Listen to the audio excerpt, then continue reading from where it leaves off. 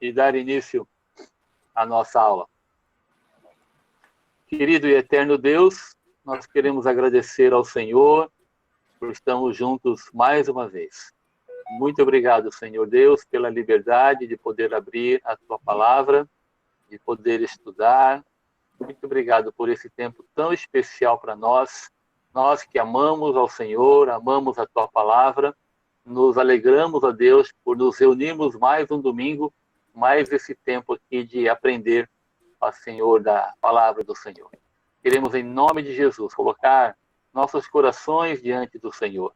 Pai, nós estamos aqui porque precisamos de Ti, precisamos aprender, precisamos crescer na nossa caminhada com o Senhor.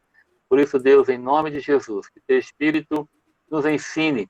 Ó Deus, trabalhe com nosso coração, nossa mente, e nos faça, Senhor, cada vez mais filhos que agradam ao Senhor, que obedecem à Tua palavra.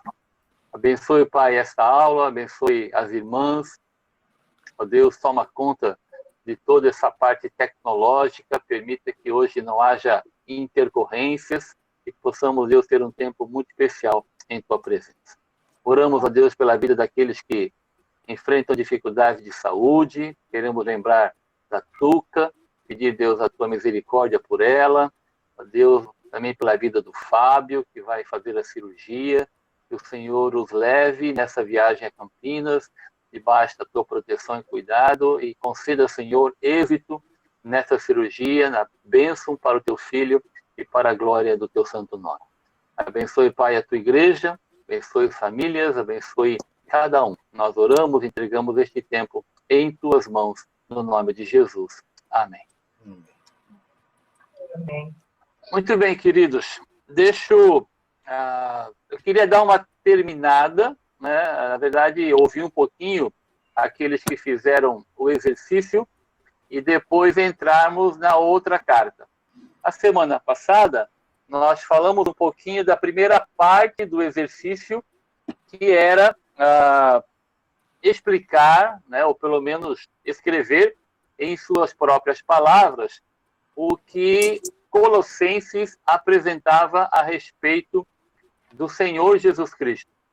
Então, algumas passagens, alguns versículos, e a tarefa era você escrever com suas palavras o que você entendia do versículo. Por exemplo, né? Ele é antes de todas as coisas, nele tudo subsiste, ele é o primogênito da criação, ele é o primogênito da ressurreição, ele é o mistério, ele é o Senhor, enfim. Tudo isso eu coloquei para vocês lá e nós fomos fazendo, alguns falaram e responderam o que entendiam em cada passagem. A segunda parte do exercício era apresentar 2 versículos que falavam sobre a criação, né? Sobre como é que o Senhor era apresentado, né, na obra de Cristo. E aí eu queria perguntar quem é que fez, pudesse abrir o microfone aí e compartilhar. Para Dini, a irmã Lúcia e Rúbia, que estão aqui hoje, na carta aos Colossenses, eu pedi para colocar assim, há 2 versículos em Colossenses que dizem respeito à obra criadora de Jesus. O que eles ensinam sobre a obra criadora de Jesus Cristo? Essa era a tarefinha, a segunda parte da tarefa. Tá bom?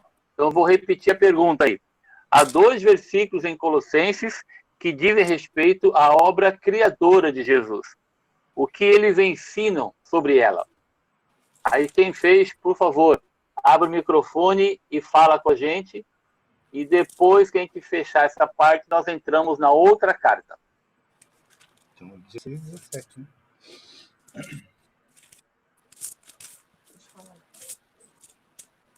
Pode falar. Tá vendo? Pastor? Oi! O 1 e 16. É 1, né? Isto. 1 é o 16. Capítulo 1, verso 16. Tudo foi criado por ele e para ele. Por meio dele e para ele. Isso. Nele foram criadas todas as coisas, nos céus e sobre a terra, as visíveis e as invisíveis, sejam tronos, sejam soberanias, sejam quer principados, quer potestades. Tudo foi criado por meio dele e para ele. O que isso ensina a gente? Como é que você falaria? Você é o professor, tem os alunos lá na sua classe. O que você falaria a respeito de Jesus? E este versículo ensina.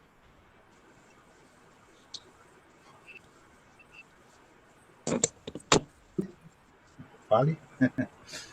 Há três coisas aí que eu quero destacar. Vamos falar de criação. Então, tenta pensar assim. Em termos de criação, Jesus é o quê? O Criador. Ele é antes de tudo. Antes de todas as coisas. Eu entendo assim, pastor, que todo o plano da salvação, todo o plano do homem estava em Jesus, né? Foi feito para ele mesmo. Então, não tem nada que foi feito, esse plano, sem ele. Foi feito para ele e por ele, entendeu? Legal. Então, como é que a gente distingue? Como é que você... como é que eu vou dizer?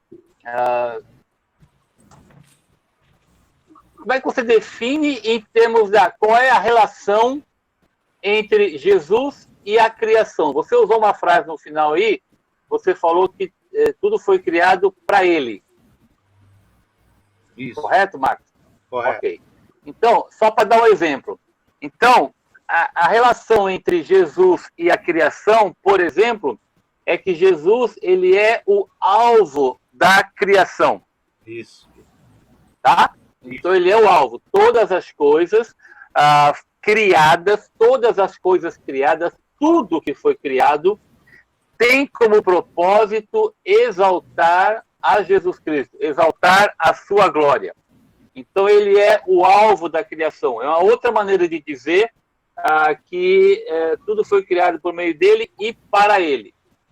Então, ele é o alvo. Há outras duas questões que eu quero forçar vocês a pensar. Então, ele é o alvo. O que ele é também? Mais duas coisas eu quero que a gente fale. Acho que ele domina sobre tudo. Né? Ele domina sobre tudo. Correto? Ele é antes de tudo. Ele é... Isso. Essa é uma questão que eu quero levantar. Ele é antes de todas as coisas. Jesus Cristo, ele é a fonte da criação. Isto é, todas as coisas se originaram nele. Isso é mais fácil de nós raciocinarmos, né? A relação que Jesus Cristo tem com a criação. Primeiro, é que tudo se originou nele. Ele é a fonte. Tudo que foi criado a partir do Senhor Jesus Cristo. A terceira parte, que é o que o Marcos compartilhou, ele é o alvo. Então, tudo foi criado para ele. Então, tudo que existe, tudo que existe, inclui você e eu.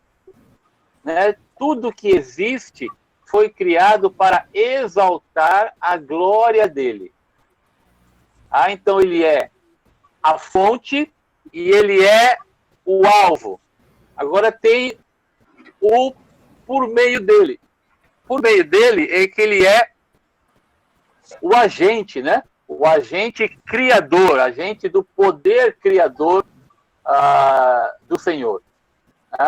Então, ele é a fonte, ele é o agente e ele é o alvo.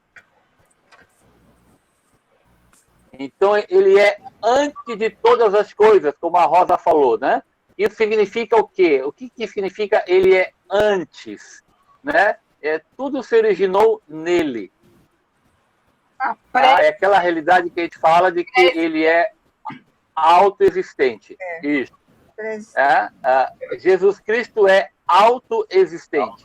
A divindade é autoexistente. É melhor do que pré, viu, Rosa? Porque pré parece ter alguma coisa ainda antes. É verdade. Né?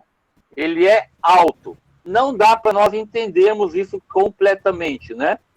Porque nós passamos a existir, nós fomos criados, nós nascemos.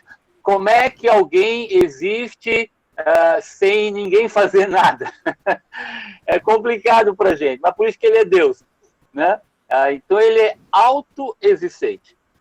Ele sempre existiu e tudo veio a existir a partir dele, da divindade. No caso da segunda pessoa da Trindade, que é o Senhor Jesus Cristo. Então, primeira coisa, Jesus Cristo como criador, tá bom?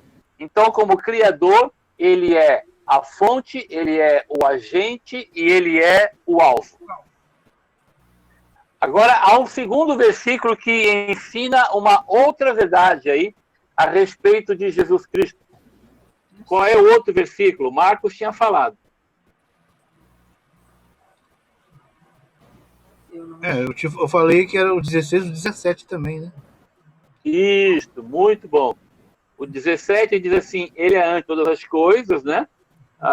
E nele tudo subsiste. Novamente, em relação a Jesus e a criação, o que o versículo nos ensina?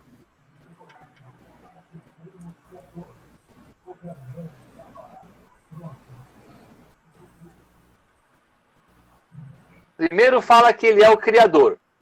Ele é a fonte, ele é o agente e ele é o alvo. E aqui ensina o quê?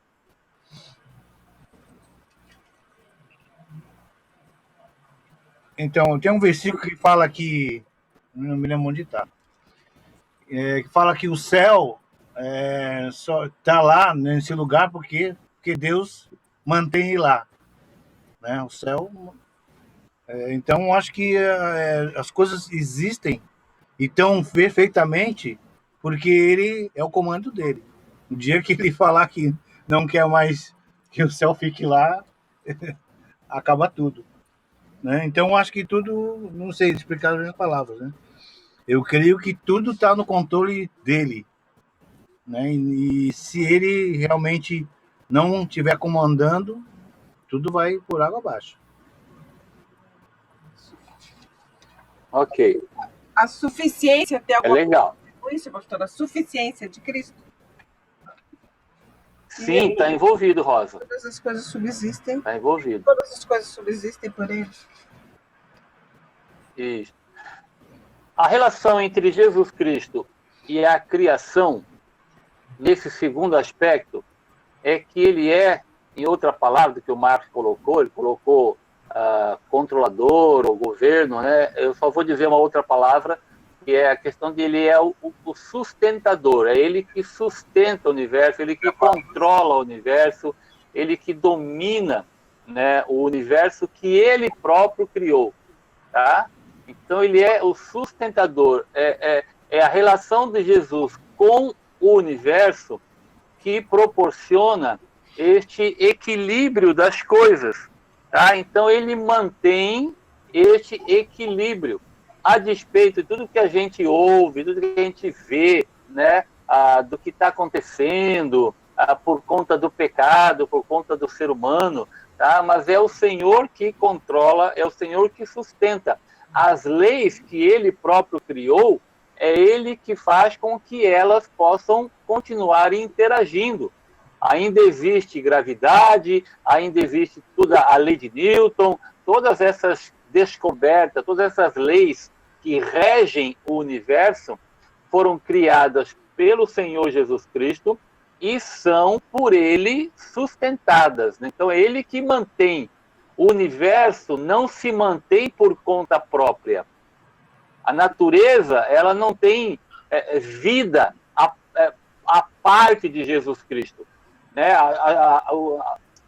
Nós vivemos numa sociedade que eles dão a natureza como se fosse uma pessoa, né?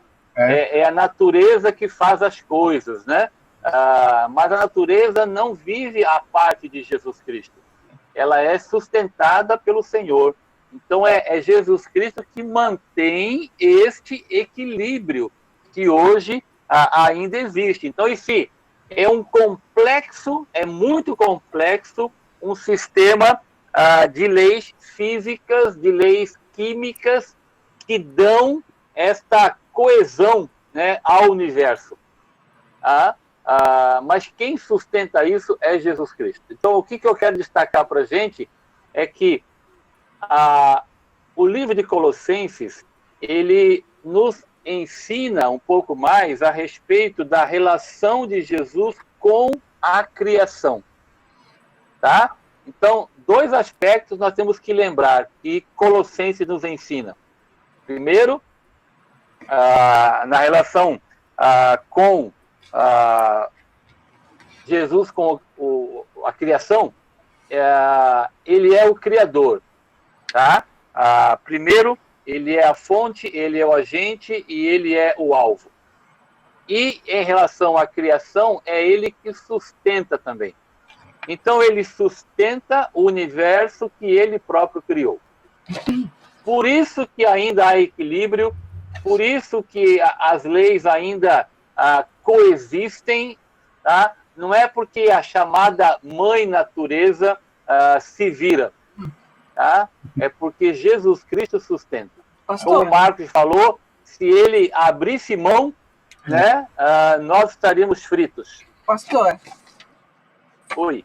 pastor, falando desse negócio da natureza, né, da criação, tem uma coisa assim que eu acho incrível, né, de Deus, é a questão de que tem um texto também na Bíblia que eu não sei, não me lembro de estar, que fala que ele põe limites ao mar, né?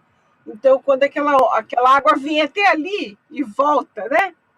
Eu particularmente acho uma coisa assim incrível, né? De ver aquela onda vem até aqui e volta, né? Ela podia inundar tudo, né? Mas não, ela vai e volta. Eu acho maravilhoso isso. É verdade. Há passagens que falam isso. Isso fala um pouco em Isaías. Eu vou pregar sobre Isaías hoje à noite. Salmo também fala e Jó também fala, né? Desse limite que Deus deu às águas. Então só vai até ali mesmo. É verdade. Quando eu vou para a praia, quando eu olho o mar, eu lembro destas passagens, né? Que só vem até ali porque Deus deixou registrado. Quando passa, né? É por conta da própria natureza, que Romanos fala que a natureza geme debaixo do pecado. Então, esses tsunamis, essas coisas que acontecem é por conta do pecado. Muito joia, muito legal. Então, o livro de Colossenses, como eu falei, ele vai destacar, né, nós aprendemos bastante sobre a pessoa e a obra de Jesus Cristo. Tá bom? Agora a gente vai começar uma outra carta. Antes deixa eu falar uma coisa. Eu vou mandar para o Duó, né? Eu estava esperando fecharmos aqui esta aula. Eu vou mandar para o Duó o gabarito desses dois exercícios. Ele vai imprimir e aí entregamos para vocês no nosso encontro na igreja. Tá bom? A primeira parte, a questão da interpretação dos versículos, e essa segunda parte que vimos hoje, nesse primeira etapa aqui da nossa aula. Tudo bem? Restou alguma dúvida, alguma questão que você queria falar mais de Colossenses? Ficou aí alguma questão no coração que nós teremos que abordar antes de passar para outra carta?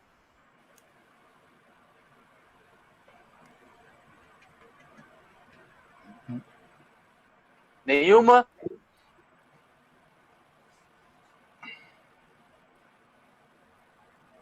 Tá, joia, Eduardo? Vou mandar, tá? Eu estava só esperando fechar aqui a aula para eu poder mandar para você e aí você imprime.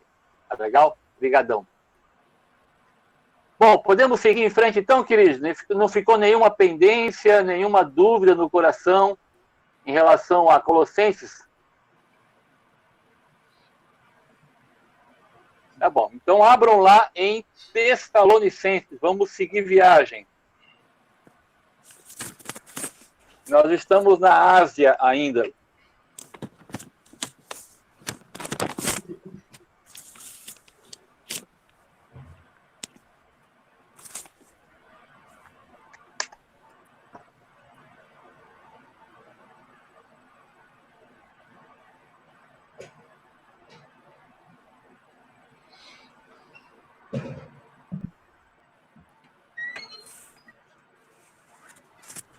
Bom,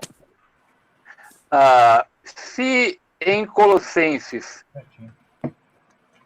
nós aprendemos bastante sobre a pessoa e a obra do Senhor Jesus Cristo, na primeira carta aos Tessalonicenses, nós vamos aprender um pouco mais sobre o tema que é crescendo na vida cristã. A carta de Tessalonicenses, ela vai falar bastante sobre este crescimento, enfatizando um tema, que é a volta do Senhor Jesus Cristo. Ela vai falar sobre a segunda vinda de Jesus. Tá?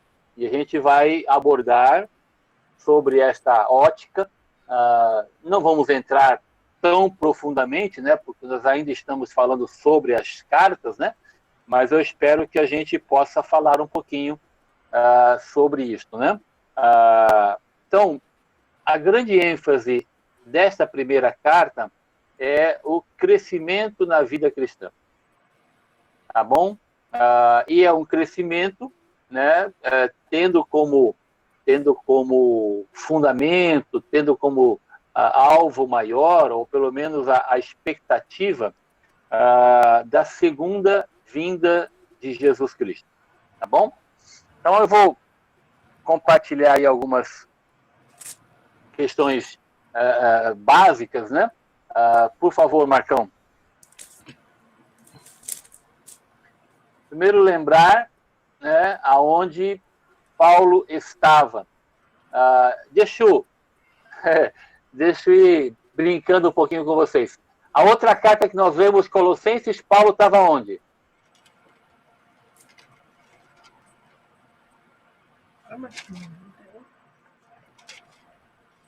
Cri, cri, cri, cri, cri, cri. Aonde Paulo estava quando escreveu a carta? A outra, tá? A anterior que nós vimos. É Roma? É Roma? Isso, muito bom. Tá? É uma das cartas da prisão. E agora? Paulo está preso ainda? O que vocês acham?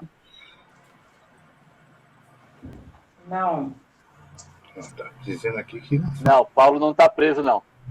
Tá. Até porque está escrito ali, né? Está em Corinto? Ele está em Corinto, então ele não está preso, né? Vamos lembrar um pouquinho disso, tá? Vamos ler, né? O pano de fundo, a gente vai ler um pouquinho lá, né? Paulo estava em Corinto, onde foram escritas as duas cartas, né? As duas epístolas aos Tessalonicenses, escritas a partir de Corinto. Tá? Então, é só para... Ele não estava preso, como estava na carta anterior, né? Mas ele estava em Corinto, né? Aguardando a volta de Timóteo, né? Que tinha ido até a Tessalônica para saber como é que a igreja estava, né? Então, também como em outras situações, Paulo escreve a partir de um relatório, a partir daquilo que ele ouve, no caso de Timóteo, do que estava acontecendo com a igreja em Tessalônica. Então, ele estava em Corinto e, a partir de lá, ele vai escrever as duas epístolas. A data eu coloco aí, até para a gente ter uma ideia, em termos de que, para alguns estudiosos, esta carta aos Tessalonicenses, a primeira, para alguns é a primeira carta que Paulo escreveu. Tá bom? Para alguns é esta, para outros é Gálatas. Nós falamos isso lá atrás, quando nós passamos por Gálatas, nós compartilhamos um pouquinho isso, né? Que Gálatas, para nós, né? É a primeira carta que Paulo escreveu. Mas para outros, né? A primeira carta é esta que estamos falando agora.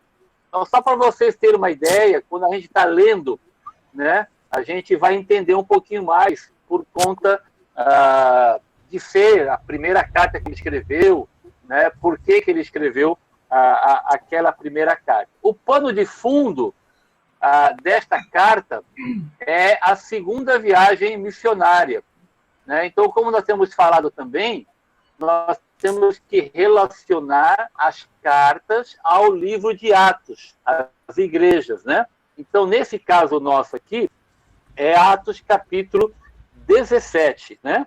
Então, a primeira visita de Paulo, Silas, Timóteo, a cidade de Tessalônica, é feito na segunda viagem missionária de Paulo. E a igreja, né, este lugar aqui, Tessalônica, é o segundo lugar onde o evangelho foi pregado na Europa. Qual foi o primeiro, queridos?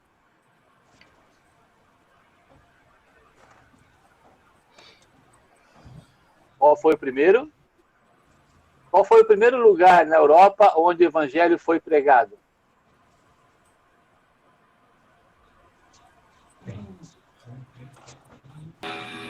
Em Filipos. Joia, Filipos. Filipos foi o primeiro e Tessalônica foi o segundo. A história, né, o pano de fundo da carta aos Tessalonicenses e a própria questão da viagem missionária de Paulo, né, Paulo, Silas e Timóteo, é que Paulo pregando o evangelho, como que esvaziou a sinagoga, né? Porque ele pregava o evangelho, ele identificava o Messias com a pessoa de Jesus Cristo, né? E por conta disso, né, da questão de esvaziar a sinagoga, os judeus ameaçaram e acusaram o anfitrião de Paulo, que é onde Paulo estava hospedado lá, que era um homem chamado Jason. Você vai ler isso, toda essa história em Atos capítulo 17. Então, os judeus acusaram Jason de abrigar, de hospedar, de cuidar de traidores de César. Aí Jason vai ficar preso sob fiança e os missionários, Paulo, Silas, Timóteo, têm que deixar a cidade rapidinho, né? E aí, quando eles chegam a Atenas, Paulo envia Timóteo de volta a Tessalônica. E aí eu estava lembrando, né, dessas questões, e pensa comigo. Paulo, Silas e Timóteo, né, tem que deixar a cidade rapidinho. Deixa porque eram acusados de traidores de César, ok? E aí os três vão para Atenas. Aí quando chegam em Atenas, Paulo fala assim para Timóteo: Timóteo, volta para lá.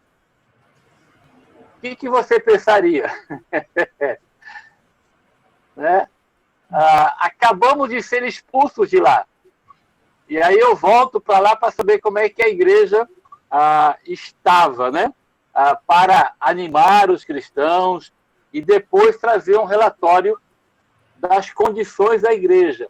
E aí, como está lá em cima, né? O capítulo 3, se você está comigo aí na carta, abra lá no capítulo 3, versículo 6, em Tessalonicenses.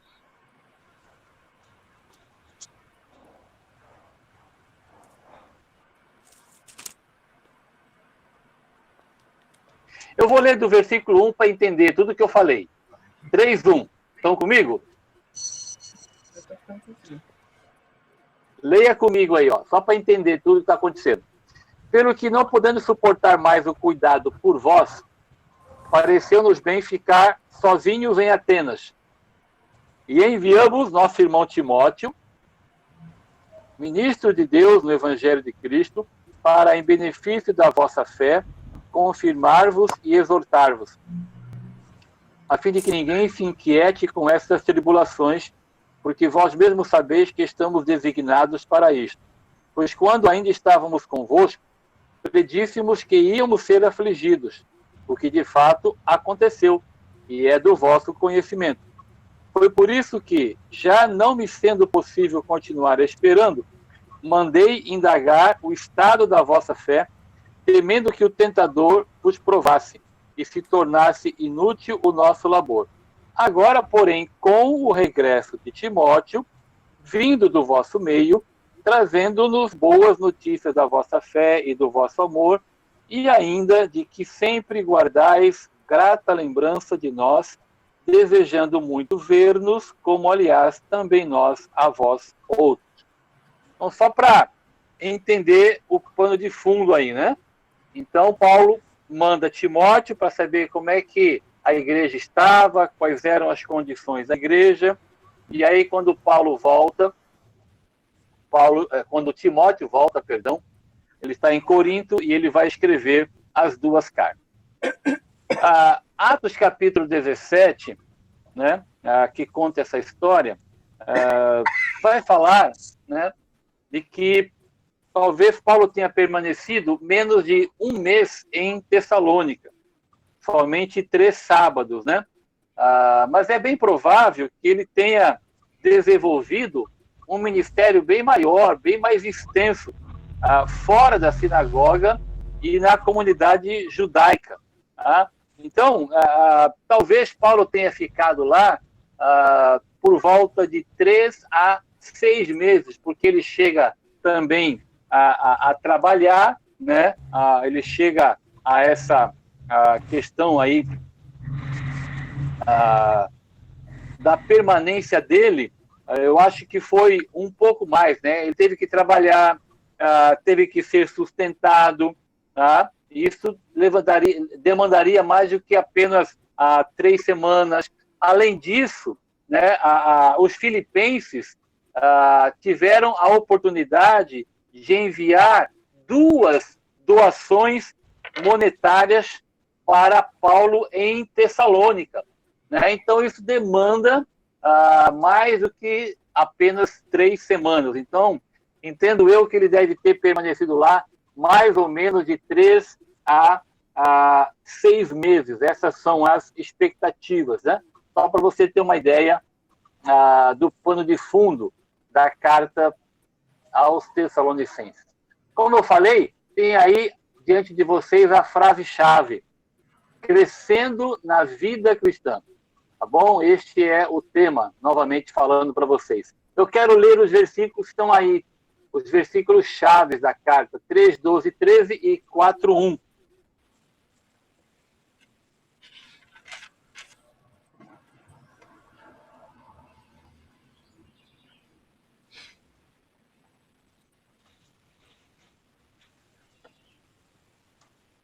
Diz assim na minha versão: e o Senhor vos faça crescer e aumentar no amor uns para com os outros e para com todos, como também nós para convosco, a fim de que seja o vosso coração confirmado em santidade, isento de culpa, na presença de nosso Deus e Pai, na vinda de nosso Senhor Jesus Cristo com todos os seus santos.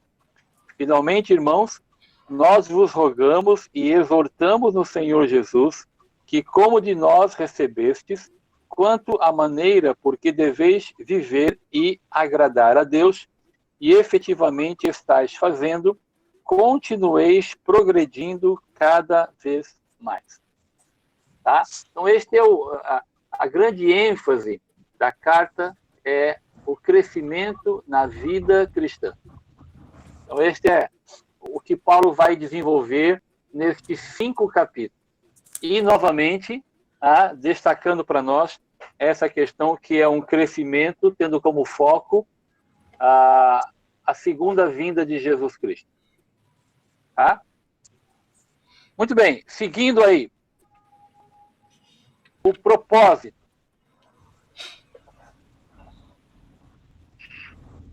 Essa carta foi escrita por 4 motivos aí, eu coloco, né? Recomendar aos Tessalonicenses o crescimento espiritual, encorajá-los em meio à aflição e dúvida na doutrina da escatologia, que é o que a gente vai falar um pouquinho mais com vocês, né, porque é a grande ênfase da carta. Defender o próprio ministério também, né? Paulo vai, mais uma vez, compartilhar essa realidade e motivá-los a crescer cada vez mais na vida cristã, como nós falamos. Bom, então Paulo escreve a carta, e desde o início, para quem já leu essa carta, né, você vai perceber de que é uma igreja que Paulo chama de igreja modelo, né? Paulo agradece a Deus pela vida daqueles irmãos, né? E, novamente, né, não é diferente de outras cartas, né? A vida vivida mesmo em meio à aflição, mesmo em meio à própria realidade de perseguição, como é um tema que Paulo desenvolve em outros lugares, mas Paulo louva a Deus pela vida exemplar daqueles irmãos, pela vida modelo de fé, né? Paulo vai usar nesta carta a chamada tríade, né? Ele fala de fé, ele fala de amor e ele fala de esperança. Então, aqui também Paulo vai destacar essas três questões. Paulo destaca aqui que os irmãos daquela igreja, eles eram imitadores do Senhor Jesus Cristo. Ele fala imitadores nossos e do Senhor Jesus Cristo. Fala que esses irmãos receberam a palavra mesmo em meio a muita tribulação. E como igreja, a igreja se tornou modelo para os crentes na Macedônia, na Acaia. É esta carta aqui que Paulo começa falando dessas três questões que eu comentei, né? Da fé, do amor e da esperança. Então ele fala que era uma fé que viva, né? Que operava. Ele fala que era um amor altruísta, que é um amor voltado para os outros, e fala que era uma esperança firme. Então ele vai destacar essas três realidades que é tão importante na nossa vida, né? São três áreas que, se nós, como cristãos, né, vivermos com toda a intensidade, com todo o fervor, com todo o temor daquilo que a Bíblia diz, rapaz, nós somos realmente seria uma vida, como Paulo coloca aqui, em crescimento, seria uma vida que agrada a Deus, né? Porque são três aspectos, diria, essenciais e fundamentais para nós, né? É uma fé que não é guardada na gaveta, é uma fé provada, é uma fé provada e aprovada, é um amor, como Paulo coloca em outras cartas, né? Nós vimos Filipenses bastante isso, né? Que a ênfase é Cristo e o outro. Aqui ele usa a mesma ideia de uma outra maneira. Ele fala que é um amor voltado para o outro, um amor abnegado, um amor altruísta. E aí ele acrescenta a questão da esperança, né? Que ele fala que é uma esperança firme. E ele vai usar a questão da esperança, especialmente aqui em Tessalonicenses, porque ele vai falar sobre a volta de Jesus. Ele vai falar sobre a segunda vinda de Jesus. Então, ele tem que falar de uma fé, de um amor e de uma esperança firme, né? Enraizada, fundamentada na palavra, nas promessas do Senhor, porque ele vai voltar. E ele vai usar aqui na carta, vai ensinar como que essa volta vai acontecer, né? A carta de Tessalonicenses, né, ela vai falar bastante, a gente vai ler depois, sobre o arrebatamento. Então, é aqui que a gente vai aprender sobre o arrebatamento. O que é o arrebatamento, para quem ainda talvez não tenha lido muito a respeito, tá bom? Então, este é o propósito dessa carta, né? Eu gosto bastante de comparar, né, com o que a gente viu um pouquinho antes, né? Então, enquanto Colossenses vai falar sobre a pessoa e a obra, vai exaltar a Jesus Cristo, na carta que nós estamos agora em Tessalonicenses, ele vai enfatizar a volta de Jesus Cristo. Então, o Cristo exaltado, né, aquele de Colossenses, vai vir segunda vez. Tá? E Paulo vai escrever nessa carta aqui. E ele vai explicar também um pouquinho, né, como a gente vai ver daqui a pouco, como que o cristão se relaciona com essa verdade da segunda vinda de Jesus Cristo. Vocês vão ler nessa carta e também um pouco na segunda carta, né, de que os irmãos, eles estavam fazendo o quê? Por conta da volta de Jesus Cristo, tá? Por conta de uma confusão a respeito da segunda vinda, né? Havia uma certa confusão a respeito da doutrina da segunda vinda. O que estava acontecendo? Os irmãos estavam abandonando o emprego, né? Então, os pescadores, que nem o Valmir, não estavam pescando mais, o cara estava ficando em casa, né, Valmir? Estou brincando com você, tá bom? É isso que estava acontecendo. Então, é importante a gente olhar para isso e saber o que Paulo fala a respeito da doutrina da segunda vinda do Senhor Jesus Cristo, tá bom? Vamos lá, seguindo para frente aí.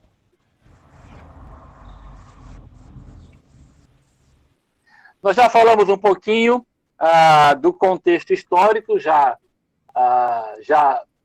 falei com vocês, né?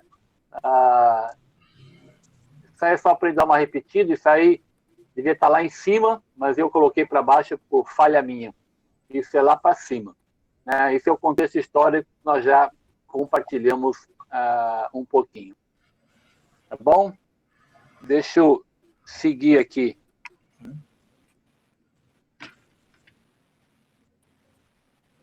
Vamos tratar de alguns fatos interessantes. E a partir deles, a gente vai desenvolvendo um pouquinho mais da carta.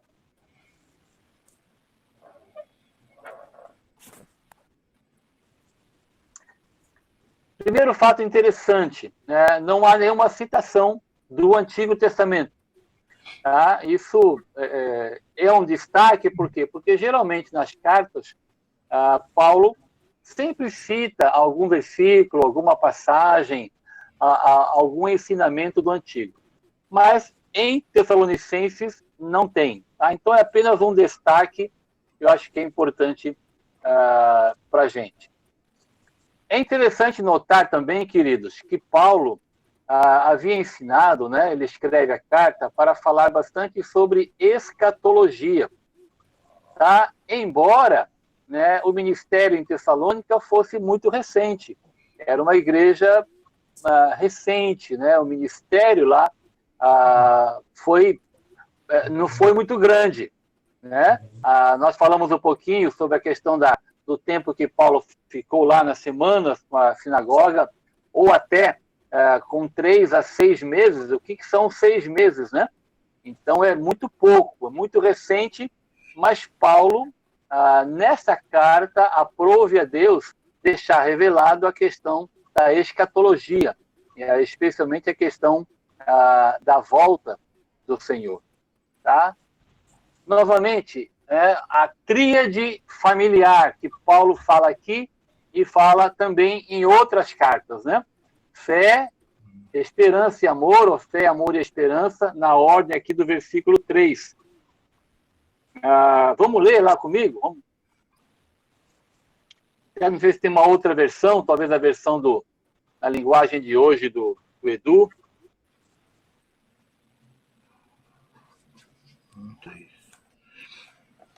Na minha versão, fala assim.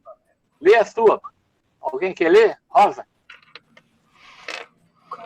3. Lembrando-nos, sem cessar, da obra da vossa fé, do trabalho do amor e da paciência, da esperança em nosso Senhor Jesus Cristo, diante de nosso Deus e Pai. Ok. O cara fala aqui. Paulo vai repetir isso na segunda carta, como está ali, né? Ele vai repetir, perdão, ainda no capítulo 5, versículo 8. Ele vai novamente falar. Lê lá, Rosa, o 5:8, por favor. Mas nós que somos do dia, sejamos sóbrios, vestindo-nos da couraça da fé e do amor, e tendo por capacete a esperança da salvação. Muito 10. Aí Paulo repete um pouquinho aquilo que ele escreve em Efésios, né? Quando ele fala da armadura, né? Aqui ele vai usar a palavra couraça, capacete, mas ele novamente toca na questão da fé, do amor e da esperança, e fala que isso é uma realidade nossa, nós que somos do dia, né? Ou em outra ideia, nós que somos da luz, né? Paulo fala bastante sobre isso, e ele vai destacar muito isso, queridos, nessa primeira carta. Eu estou até pensando em expor a carta na igreja, né? Porque ela é muito joia de nós observarmos essa ênfase que ele dá do crescimento na vida cristã. Então ele fala novamente da fé, esperança e amor. Ele vai falar isso em Coríntios, nós conhecemos, né? E vai falar também em Colossenses, como nós já passamos lá. Um outro fato interessante aqui é que ele, como Filipenses e também 2 Coríntios, a primeira carta aqui, de Tessalonicenses, Paulo revela o coração, o interesse e o amor pelos leitores e pelo bem-estar espiritual deles, tá bom? Então, é também o que a gente chama de uma carta muito amorosa, né? É uma carta preocupada com o bem-estar espiritual dos irmãos. Por isso que ele vai enfatizar o crescimento, tá? Como nós já vimos também isso em Filipenses, que é chamada a carta mais pessoal de Paulo, né? A primeira aos Tessalonicenses é também uma carta onde Paulo revela o coração dele, né? Toda a preocupação dele para com os irmãos da igreja. Olha comigo lá no capítulo 2. Vai lá no capítulo 2.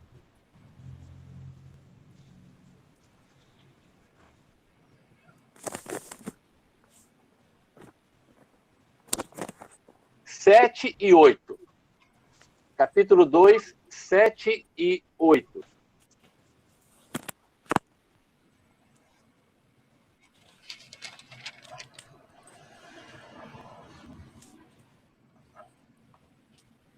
Fala assim: embora pudéssemos, como enviados de Cristo, exigir de vós a vossa manutenção, todavia nos tornamos carinhosos entre vós, qual ama que acaricia os próprios filhos. Assim, querendo-vos muito, estávamos prontos a oferecer-vos não somente o Evangelho de Deus, mas igualmente a própria vida. Por isso que vos tornastes muito amados de nós. Veja a preocupação de Paulo com a vida daqueles irmãos de Tessalônica. Ele fala, né? Não apenas oferecer o evangelho, mas a própria vida. Né? Então, Paulo revela o coração dele para com aqueles irmãos, para com aquela igreja. Tá? É tocante isso que Paulo escreve. É muito tocante para nós, né? Essa realidade de amor, de cuidado, né, para com os irmãos. Então, o bem-estar dos leitores, né, a vida daqueles irmãos era uma preocupação de Paulo. Por isso ele ora, ele fala, não deixe de orar por vós, tá bom? Então, é um fato que chama a nossa atenção. Paulo também revela o seu interesse, revela o seu coração e o seu amor por aqueles irmãos, tá bom? É importante a gente destacar isso, né? Porque quando a gente ama, né, a gente ora.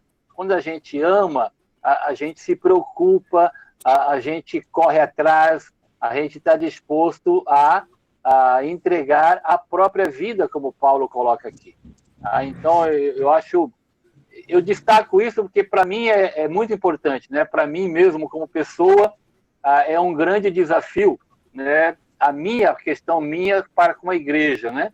Este exemplo que Paulo coloca aqui de envolvimento, de interesse, de amor, de cuidado, de preocupação.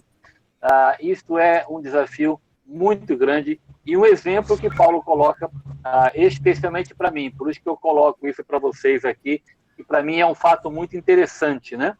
Essa realidade que Paulo coloca aqui. Tudo bem até aqui? Ninguém me interrompe? Por favor, me interrompam aí.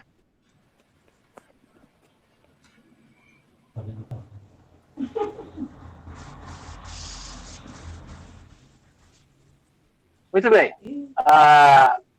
Por favor, Marcos, o próximo slide. Já que ninguém me interrompe. Pontos notáveis.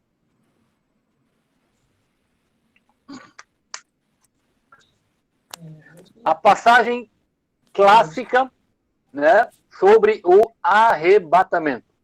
Vamos ler lá, capítulo 4.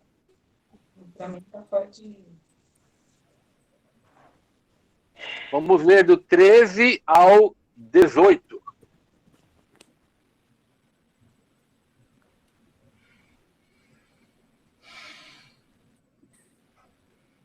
Alguém pode ler aí? Alguém quer participar? Cadê o nosso escriba? Ele continuou no café e não voltou mais. Uma leitura aqui. Vou ficar lendo aqui. Bom, queremos que vocês saibam a verdade a respeito dos que já morreram, para que não fiquem tristes como ficam aqueles que não têm esperança. Nós cremos que Jesus morreu e ressuscitou. E assim cremos também que, depois que Jesus vier, Deus o levará de volta e, junto com ele, levará os que morreram crendo nele. De acordo com o ensinamento do Senhor, afirmamos a vocês o seguinte: nós, os que estivermos vivos no dia da vinda do Senhor, não iremos antes daqueles que já morreram, porque haverá o grito de comando e a voz do arcanjo e o som da trombeta de Deus. E então o próprio Senhor descerá do céu. Aqueles que morreram crendo em Cristo ressuscitarão primeiro. Então nós, os que estivermos vivos, seremos levados nas nuvens, junto com ele, para nos encontrarmos com o Senhor no ar. E assim ficaremos para sempre com o Senhor. Portanto, animemos uns aos outros com essas palavras. Aleluia. Obrigado, Rúbia. A grande questão aqui, deixa eu perguntar para vocês. Né? Por que Paulo também escreve isso, né? Explicando a doutrina da escatologia para os irmãos da Tessalônica, para os leitores originais. A grande dúvida, a grande questão lá para eles, né? O Senhor vai voltar, né? A segunda vinda a respeito de Jesus. A pergunta era: o cristão que morre antes da vinda de Cristo, ele perde a esperança de participar do reino glorioso do Messias? Essa era a pergunta. E aí Paulo vai explicar e escrever sobre o arrebatamento. Então, a pergunta eu faço para vocês: como é que vocês explicam? O que passa na mente de vocês? A pergunta era: o cristão que morre, que morre antes da vinda de Jesus, da segunda vinda, né, ele não vai participar do reino glorioso? Sim ou não? Como é que é? E aí, o que vocês acham?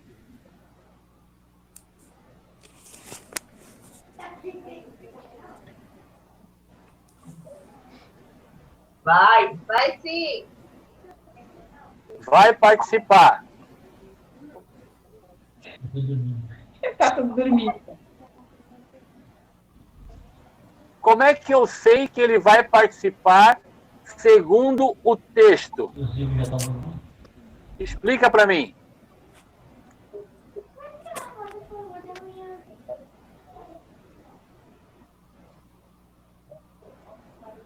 No 14, aqui está falando. No 13 e 14, no versículo 14. Fala que Deus tornará a trazer com ele todos os que dormem em Jesus. Ah, muito bem, Rosa. Muito jóia. Então, como é que eu sei que se eu morrer antes da vinda de Jesus, eu vou participar do reino? Porque Jesus vai trazer em sua companhia os que dormem. Quem são os que dormem? Quem são os que dormem aqui? Os salvos. Ok, legal. Os salvos. Todos os que morreram em Cristo, a Bíblia usa um eufemismo. Esse eufemismo é para dizer que aquele que morreu em Cristo, né, ele está dormindo. Em Jesus. Né, para diferenciar um pouquinho daquele que morreu sem Jesus Cristo. Alguém falou aí, eu cortei? Não, aqui diz dormem em Jesus. Talvez. Na minha versão. Na tua versão fala dormir em Jesus? Deus, Qual versículo, Rosa? no Qual 14, versículo? no 14 fala: cremos que Jesus morreu e ressurgiu. Assim também, cremos que Deus tornará a trazer com ele todos os que dormem em Jesus. Estranho isso aí, hein? Assim Estranho também. mesmo, hein? Jesus, É a minha versão. A minha versão. Deixa eu olhar aqui. É porque esse em Jesus, ele está no meio do versículo, numa Sim. outra versão, mas ele está dizendo que a versão que eu tenho aqui, assim, pois se cremos que Jesus morreu e ressuscitou, assim também Deus, mediante Jesus, ou em Jesus, trará em sua companhia os que dormem. Espera aí que eu vou olhar minha versão. Entendeu? Deixa eu ver minha Não é os que dormem em Jesus. É que em Jesus Dorme. é o que Deus vai fazer. Deus vai fazer mediante Jesus Cristo. Então, a minha versão, pastor, é Almeida atualizada. Almeida atualizada. É. Então, a ideia é a mesma, né? A ideia é essa mesma, né? De que os que dormem são aqueles que estão ou estavam, né, em Jesus Cristo, né? Os que dormem em Cristo. A Bíblia faz uma metáfora, na verdade, né? Dizendo que quem morreu em Jesus dorme. Né? Achei aqui, ó. É Por isso que ele usa a palavra aqui com respeito aos que dormem. Almeida, edição contemporânea, é a Thompson. É a Thompson. Segunda Bíblia com. Quando a gente vai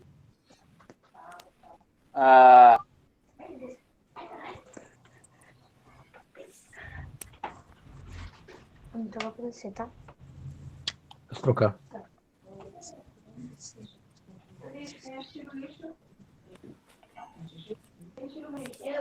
Quando você vai lá para Atos capítulo 7, quando fala da morte de Estevão, vai lá para Atos capítulo 7, versículo 60, o final. Atos 7, 60.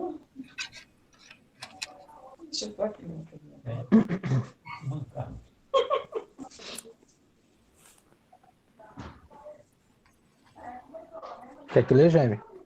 Por favor. Então, ajoelhando-se, clamou em alta voz: Senhor, não lhes imputes esse pecado. Com estas palavras, adormeceu. Adormeceu. Aqui Tá vendo? no meu tá o mesmo. No meu tá igual, pastor. Tá igual, né? Pondo-se de joelho, clamou com grande voz: Senhor, não lhes culpes por este pecado. Tendo dito isto, adormeceu. Legal. Quando Jesus fala de Lázaro, lá em João capítulo 11, ele vai usar a mesma ideia, né? Ele vai dizer assim, nosso amigo Lázaro adormeceu, mas eu vou lá para despertá-lo. Então, a Bíblia coloca que a morte dos cristãos, né, é chamada de um sono, né? Aqueles que dormem são os que morreram em Cristo Jesus. Então, essa passagem aí mostra essa realidade também. Eu preparei um exercício que eu vou entregar para vocês hoje à noite na igreja. Por isso que eu tenho que anotar quem está aqui, porque eu quero que vocês façam o exercício. Qual é o exercício? Nesta passagem, de 4:13 a 18, há vários, né, ensinos a respeito do arrebatamento. E aí vocês vão colocar do lado, na tabelinha que eu preparei, qual é o versículo que ensina o que eu escrevi. Então, eu escrevi o ensino. E vocês vão descobrir no texto qual é o versículo. Mas aí lá eu explico direitinho à noite. Muito bem. Destacando aqui um pouquinho mais sobre os pontos notáveis. Se você quiser me interromper para fazer alguma pergunta, pode fazer, tá bom? Todos os 5 capítulos contêm referências à parousia, que é a segunda vinda de Cristo. Todos os 5 capítulos. E cada capítulo termina com uma mensagem a respeito da volta do Senhor. 1, 2, 3, 4 e 5. Vamos ler lá? Vamos ver cada finalzinho de capítulo?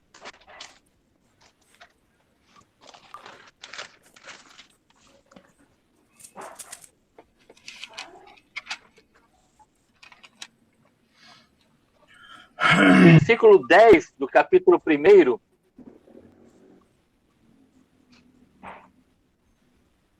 Para guardardes dos céus o seu Filho, a quem ele ressuscitou dentre os mortos, Jesus, que nos livra da ira vindoura. Ok. Ele termina o primeiro falando aguardar dos céus a Jesus Cristo. No 2. Versículo 20. Sim, vós sois realmente a nossa glória e a nossa alegria. É mais o 19 do ó. Pois quem é a nossa esperança ou alegria ou coroa em quem exultamos na presença do nosso Senhor Jesus Cristo em sua vinda? Não sois vós? Sim, Legal. Vós sois realmente a nossa glória e a nossa alegria. O 3 é o 13 mesmo. A fim de que seja o vosso coração confirmado em santidade, isento de culpa, na presença do nosso Deus e Pai, na vinda do nosso Senhor Jesus, com todos os seus santos. Legal. O 4 é o que nós lemos mesmo, né? Do 13 ao 18. Vou ler de novo. E no capítulo 5, o verso 23. O mesmo Deus da paz vos santifique em tudo, e o vosso espírito, alma e corpo sejam conservados íntegros e irrepreensíveis na vinda do nosso Senhor Jesus Cristo. Legal, obrigado. Então, todos os 5 capítulos falam da vinda de Jesus. Tá? E ele termina todos eles, né, todos os 5, falando sobre essa volta. Quer dizer, eu estou destacando isso aí, é um ponto notável, porque mostra a ênfase da carta.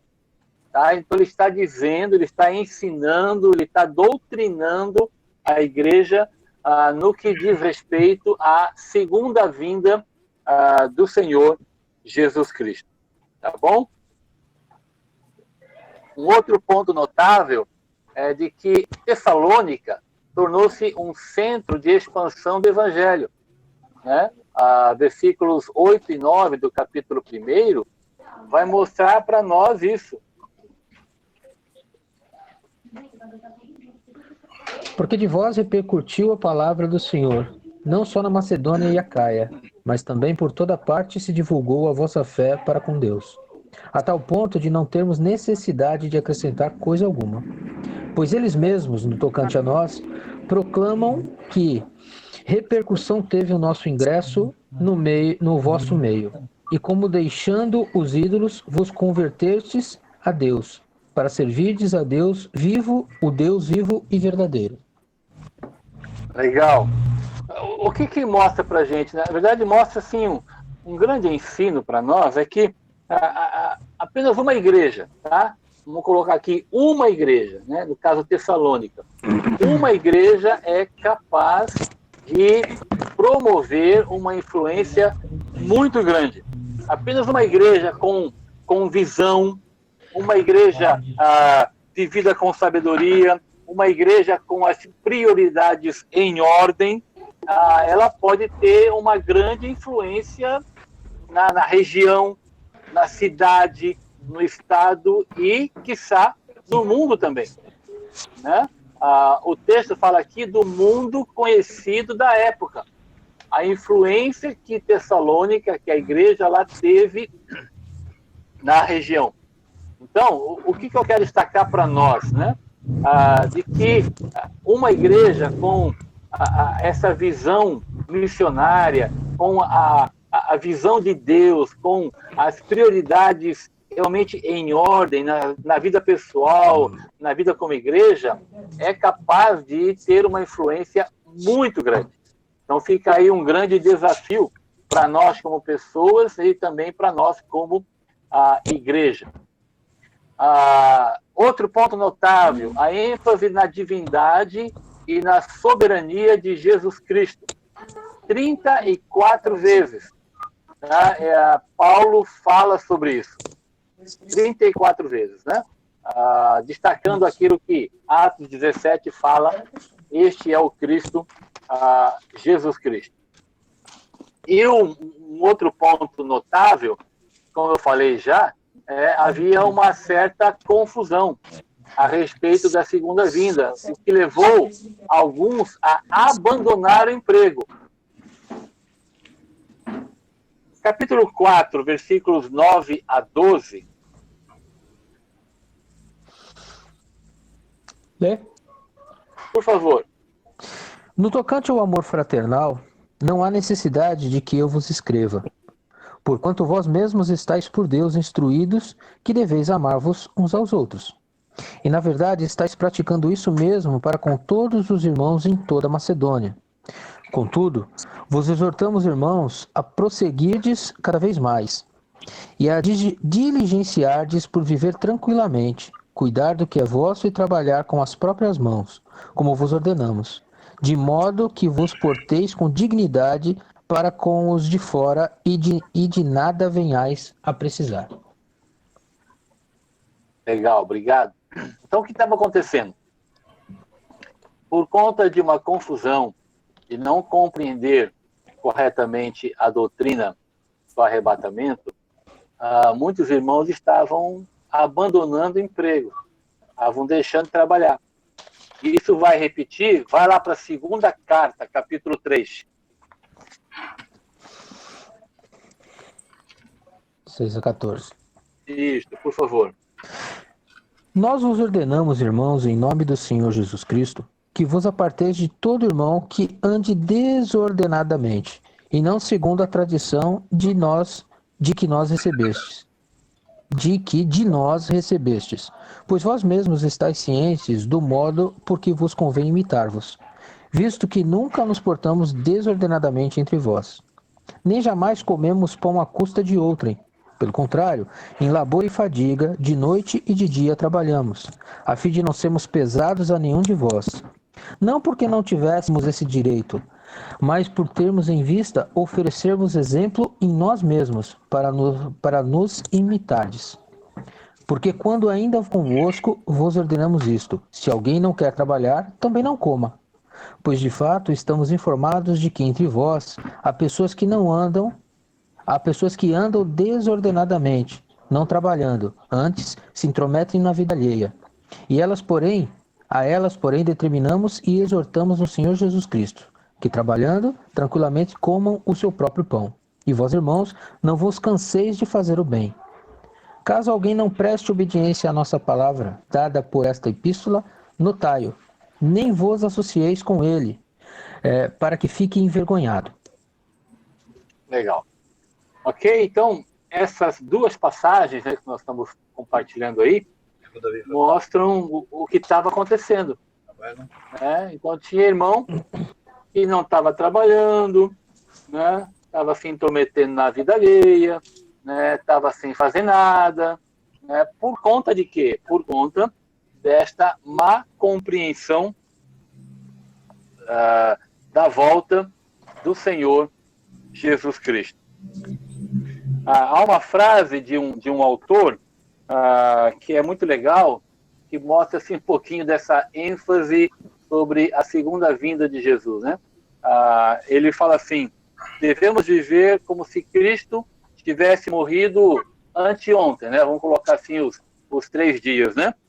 Tivesse ressuscitado esta manhã e fosse voltar amanhã. Né? Vou repetir a frase. Né? Devemos viver como se Cristo tivesse morrido ontem ou anteontem, tivesse ressuscitado esta manhã, né? Como se hoje fosse o domingo, né? E fosse voltar amanhã. Né?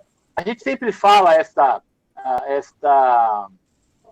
frase, ou sei lá o nome, né? O desafio, ou uma reflexão, né?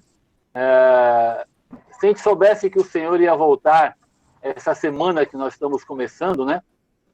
O que mudaria na minha vida? Não é verdade?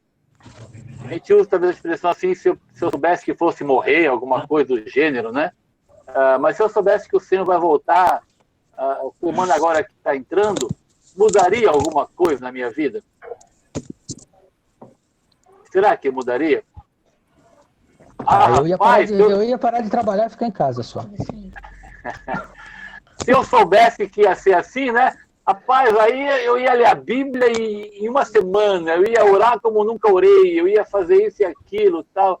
A gente sempre pensa algumas coisas assim, né? Mas, na verdade, nós deveríamos continuar fazendo o que sempre fazemos. Não é verdade? Deveria ser assim, né? Então, fica aí um grande alerta que Paulo dá nesta carta. Né? Por isso que eu estou propenso a expor a carta, né? Porque na verdade, continuar fazendo o que sempre faço. Né? Louvado seja Deus, né? Deus é muito bom com a gente. Deus é muito bom, porque a gente não sabe quando vai acontecer, né? Louvado seja Deus por essa realidade. Tá bom? Esses destaques mostram para a gente essa grande ênfase da carta aos Tessalonicenses, tá bom? Então, o que eu queria destacar para a gente? Qual é a ênfase da carta? A ênfase da carta é o crescimento espiritual, o crescimento na vida cristã. Paulo vai, no decorrer da carta, ele vai falar bastante sobre essa realidade de uma vida próxima do Senhor, enfatizando a tríade, como eu falei. Pensa um pouquinho nisso, dá uma lida um pouco mais, né? Procura fazer uma devocional na carta para avaliar, né, a sua fé, avaliar o seu amor e avaliar a sua esperança. Como andam essas 3 características na nossa vida. Né? À luz da palavra, como que isso está se desenvolvendo na minha vida? Alguém falou aí? Não, acho que não. Vocês caíram ou é impressão minha? Estão me ouvindo? Então, né? Legal. Agora voltou porque os slides acabaram. Então, deixa eu enfatizar um pouquinho então, o que está falando.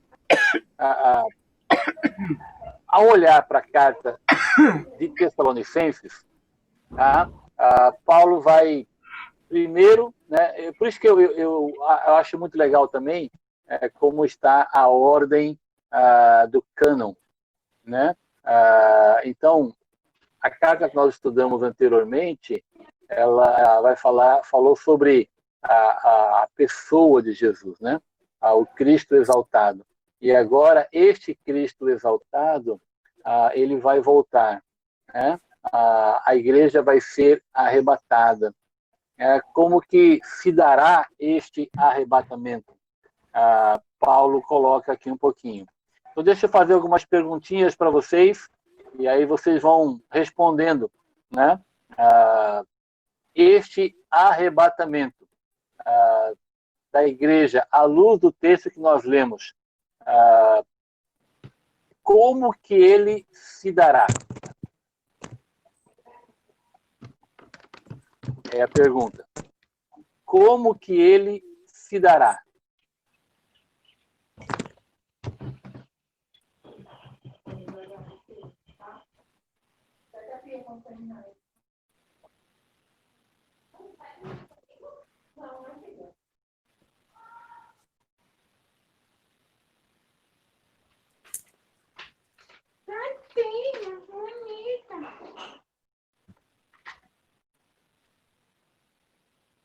Tem câmera ligada aqui não, né?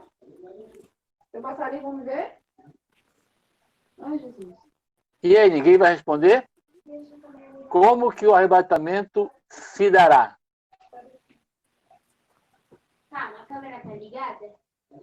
Eu sei desligar. Não, o microfone abriu. Não, abriu. Não. Abriu.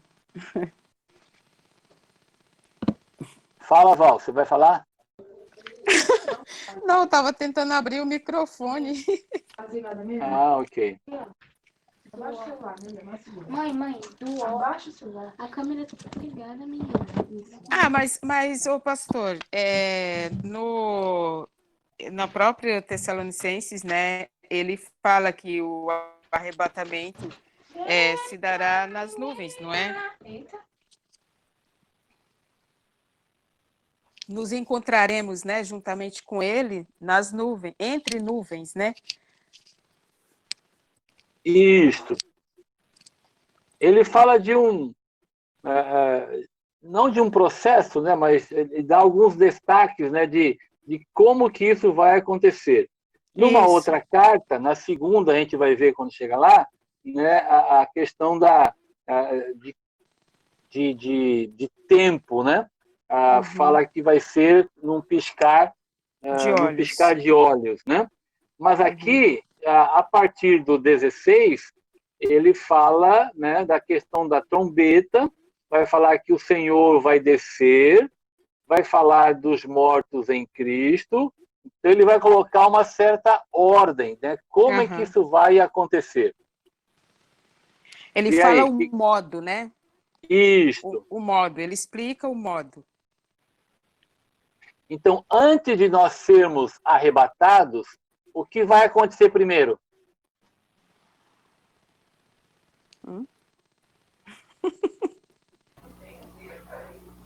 Gritos de comando, de voz do arcanjo. Ok, tá. Então, logo depois da trombeta, né, vai falar da trombeta de Deus, tá? O que tem que acontecer primeiro antes do arrebatamento? Vai vir um grito de comando e voz do arcanjo e o som de trombeta, então o próprio Senhor descerá do céu, aqueles que morreram crendo em Cristo ressuscitarão primeiros. Joia, é isso que eu queria destacar. Então, quando o Senhor vir buscar o seu povo, ok? A igreja, tá? Os mortos em Cristo ressuscitarão primeiro. Quem são esses mortos em Cristo? Deixa eu fazer uma perguntinha. Os mortos do Antigo Testamento vão ressuscitar também? Sim. Aqueles que morreram crendo nessa promessa, Né? Primeiro no Velho Testamento, eles criam o quê? Na vinda do Messias prometido. E eles morreram crendo, eles morreram esperando esse Messias. Só que eles morreram e o Messias não veio no tempo deles. Mas eles morreram crendo nessa promessa, de que a qualquer momento, em qualquer tempo, eles veriam a vinda desse Messias. Mas a morte veio para eles antes. Mas eles morreram crendo nessa promessa. Então, eles ressuscitarão sim. Pelo menos é assim que eu acredito. Legal. Sim, eles ressuscitarão, mas não neste momento. A primeira ressurreição, que Apocalipse capítulo 20 fala, né, ela vai se dar em 2 momentos. Então, sim. a primeira ressurreição, no arrebatamento, ressuscitarão primeiro os mortos em Cristo, como ele diz aqui. Os mortos em Cristo é o período da igreja. Os mortos do Antigo Testamento que esperavam o Messias, como a Val falou, vão ressuscitar também, vão participar da primeira ressurreição, tá? Mas vão fazer isso depois desse evento aqui, tá? Porque Cristo vem arrebatar a igreja. Ele vem buscar a igreja. Então, primeiro ressuscita todos os que morreram em Cristo, isto é, da época da igreja para cá. Depois vão ressuscitar também, né, os mortos do Antigo Testamento. É aquilo que Apocalipse capítulo 20, se você for para lá, Apocalipse capítulo 20... Não enche.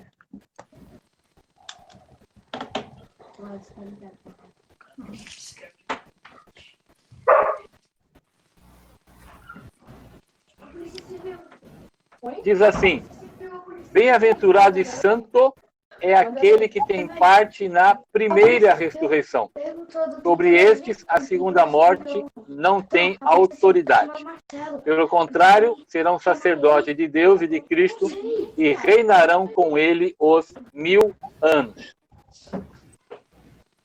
Então, a Bíblia fala que é bem-aventurado aquele que tem parte na primeira ressurreição.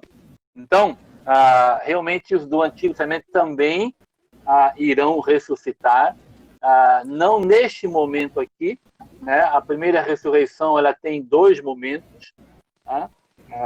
Assim como a vinda de Jesus Cristo, ela também tem 2 momentos, né? O momento que ele veio, tá? E agora a segunda vinda, quando ele retorna para instaurar o seu reino, né? Muito bem. O que mais que eu queria perguntar para vocês dentro do arrebatamento? Acho que já foi falado que é entre as nuvens, né, como a Val colocou. O que eu quero destacar para a gente aqui, quando se fala de arrebatamento, é que esta doutrina ela traz um grande conforto.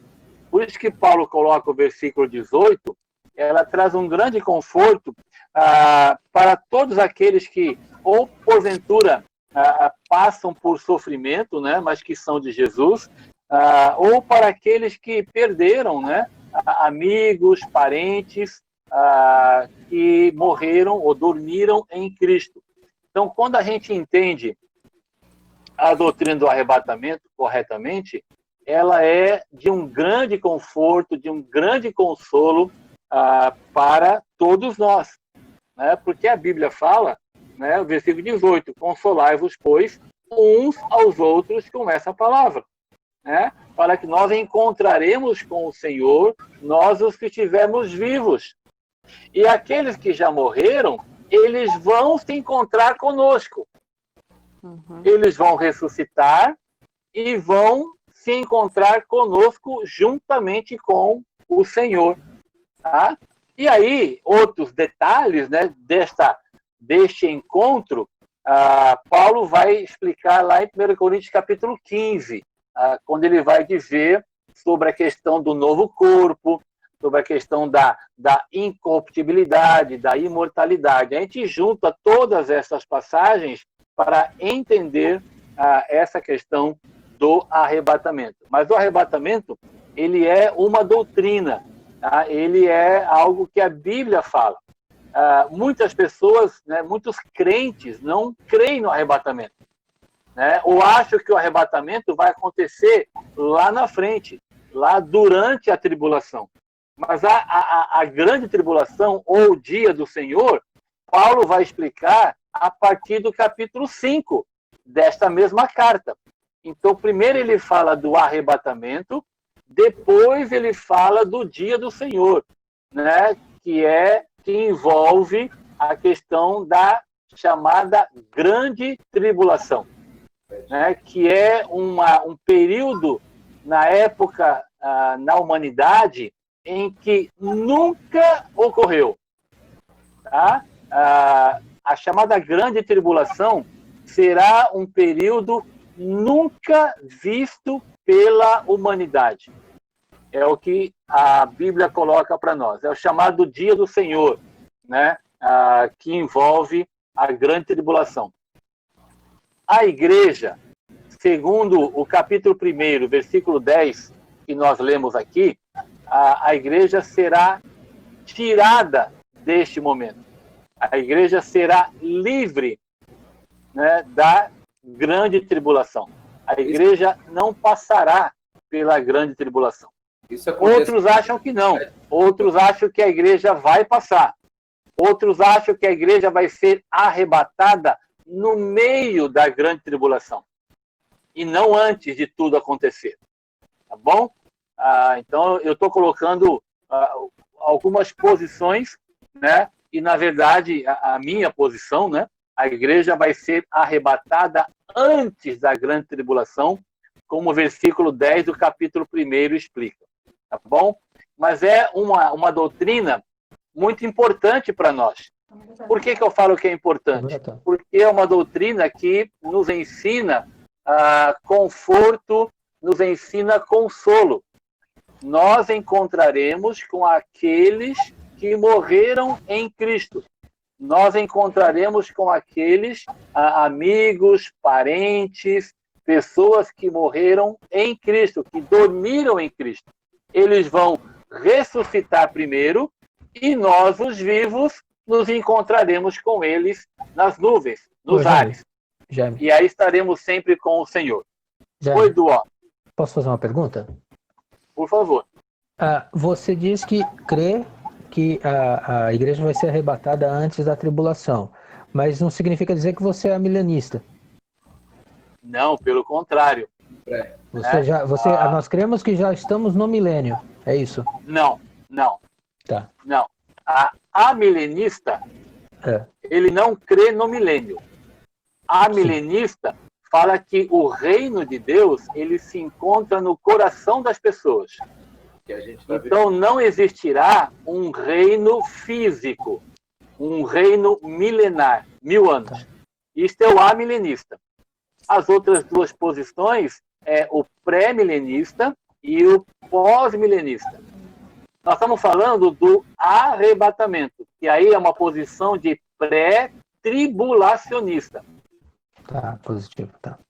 Então eu sou pré-pré, eu sou pré-tribulacionista e pré-milenista.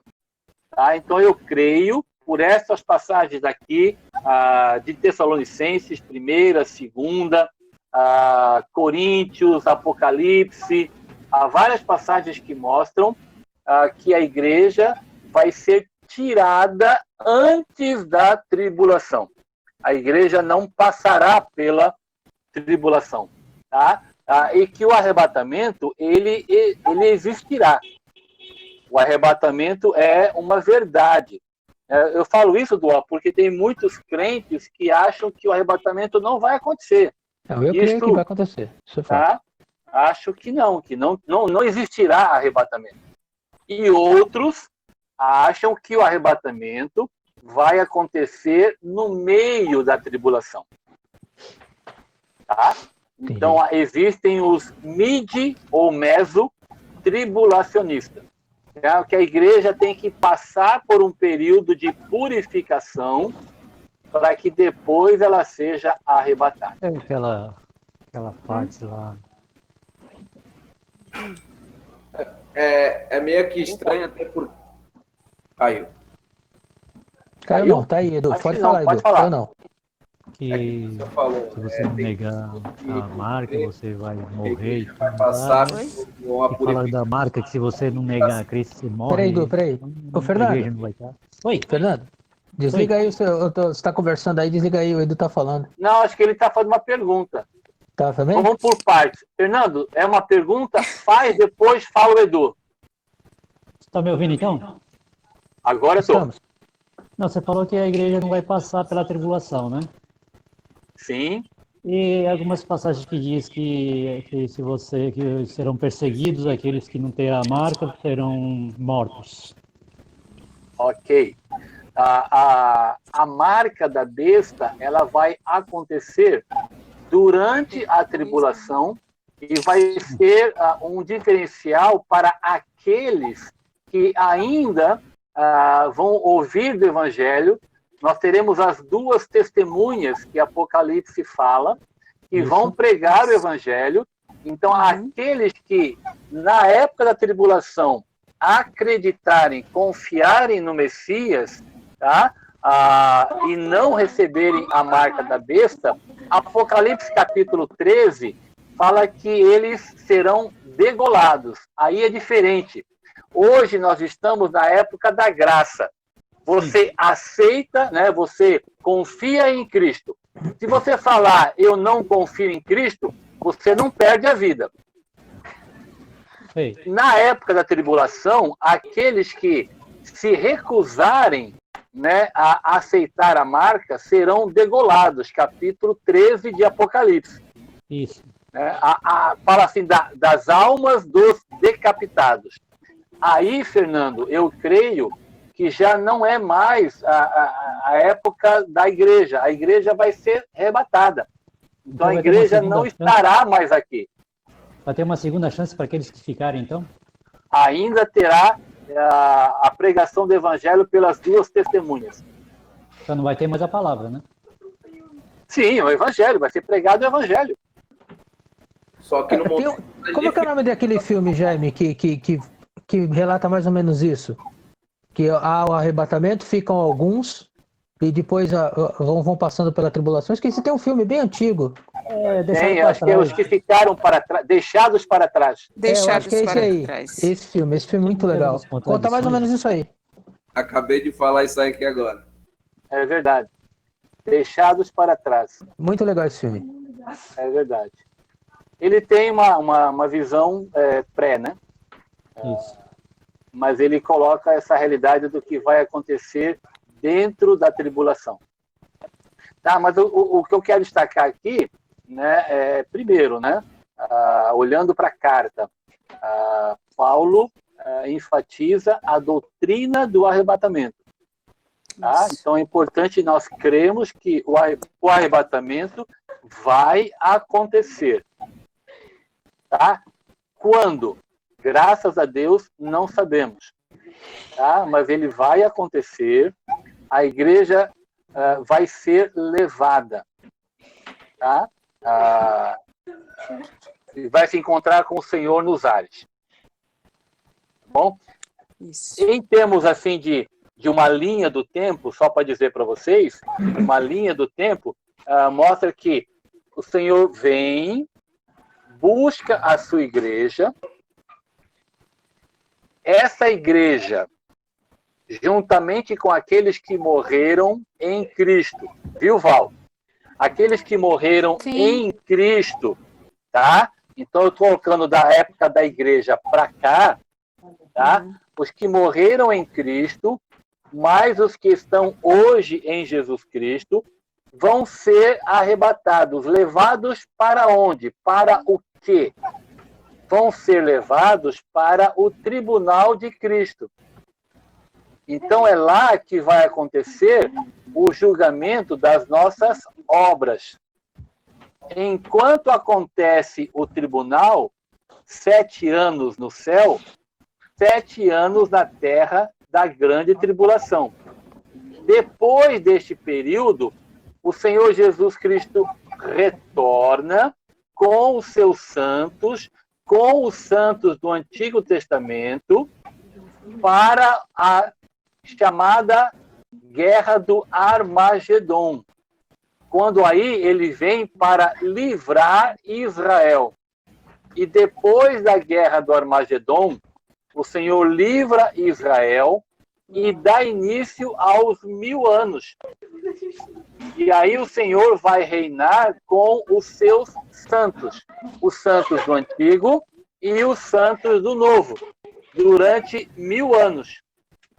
Tá bom? Só para dar uma ideia da linha do tempo para vocês, tá bom? Mas, novamente, o que eu quero destacar para nós aqui é a questão do arrebatamento. Ele vai acontecer. O Senhor volta para buscar a sua igreja. Tá bom? Isto é uma doutrina.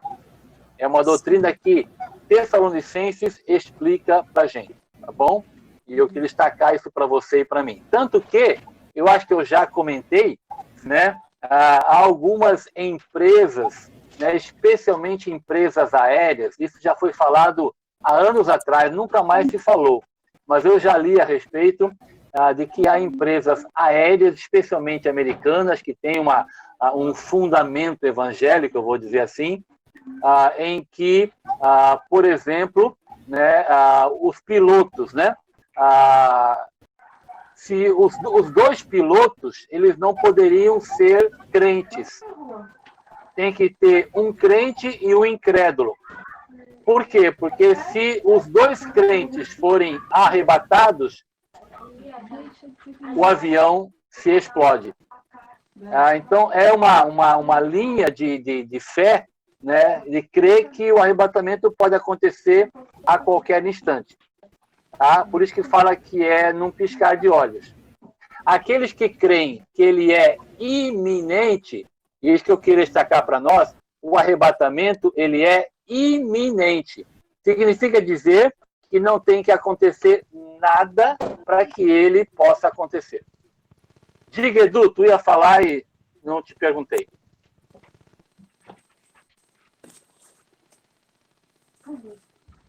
Fala aí, Edu. Tá sem som, Edu. Edu tá sem som.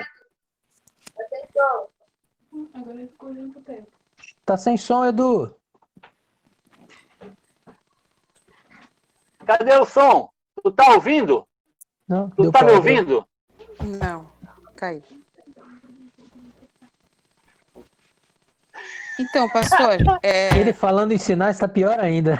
Linguagem de Libras. Falando em Libras está pior ainda, meu amigo.